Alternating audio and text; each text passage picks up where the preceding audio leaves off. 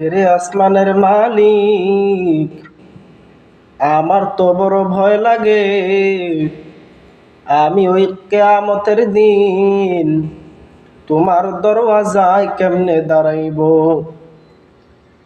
আমার বড় ভয় লাগে ওই কিয়ামতের দিন যদি তুমি আমাকে গুনাহগার বলিয়া ডাক দাও। আমার তো বড় ভয় লাগে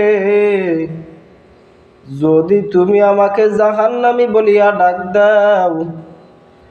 আমার তো বড় ভয় লাগে তুমি যদি আমার বাম হাতে আমলনামা দিয়া দাও।